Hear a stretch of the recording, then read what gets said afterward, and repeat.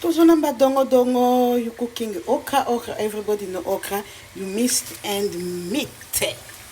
Okay, okra na biso angwana, you know the okra, boebi okra yango, tokosala ngona tomate, poivron, matungu. You put some oil in my okra, and you put some tomatoes, onions, na poivron yango, tokocha tomate, matungulu. You put together there, entre-temps nyama ezobela. Okra na biso yango wana mibimba tokotia guna biso ya jimbo tositotie mafuta tositotie tomate poivron onions you mix together tokotia pe nyama na kati.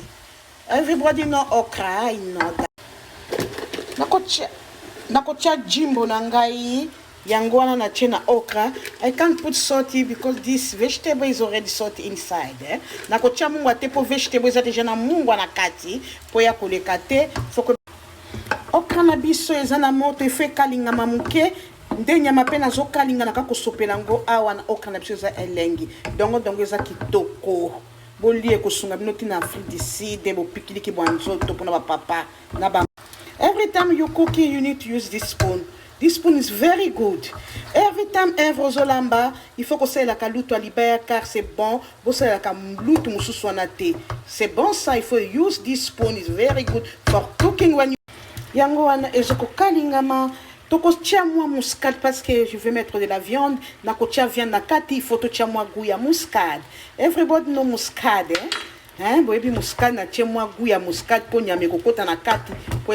This is chili oyo pilipilo tokolia nazo tutango eza ya makasi ya green po tolia ngona dongo na biso yango wana tozo tutana kamwa liboka na biso ya mboka ba ya mwasi. Okay, dongo na biso yango wana ezobela you mix na meat na kati ya okra you put in the okra the meat. Okay, you mix together tozo sangisa tokotika ngo quelques minutes ekalingama na meat yango na to mix tango na dongo tozo tika ngo quelques minutes ekalingama ekota chunga nango you mix now meat and okra together. I give you like a two tozo balolango ekota na nyama na tomate ebela bo pesanga 10 minutes na ko présenter bino na sani to koliango na fufu. Okay, to tiki bino to finika biloko na biso ebeli yango wana dongo yango wana fufu yango wana boule moko fufu yango yo tokotia chili ya green ebsaki bino yango yo penza eswa makasi. This is fufu na biso tokanga na plastic bag po mutu moko azwa boule ayeba kolia.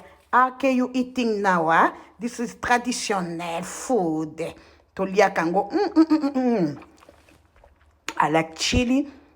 Dongo. Merci mingi baya mobali kolandanga boko tabomu ya abonné na YouTube nanga Arrête Kilumbu Shembo TV na TikTok nanga Arrête Kilumbu Shembo. Dongo bo pikiliki banzoto ya mibali na ya basi.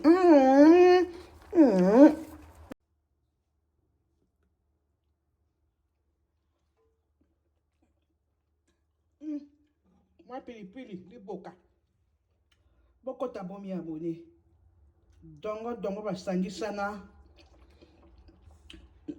na nyama bandeko mafuta na ebele eza nde l'huile d'olive. L'huile d'olive ezaka bien pour la santé mingi tolambaka biloko boye mingi na l'huile d'olive mafuta oyo ya pamba na botiaka pe mingi te mwalitanga na pilipili enga koliaka na liboka bandeko nde ezaka boko taka bomi abonné sorry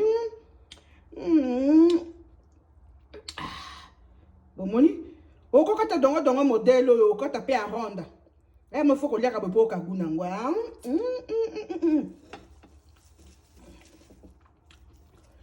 moi pilipili pardon mi abonné na Arrête Kilumbu Shembo TV bo mi abonné pe na TikTok na Arrête Kilumbu Shembo masolo eza bien yo papa bi kolamba tokota okoba kolamba see you bye.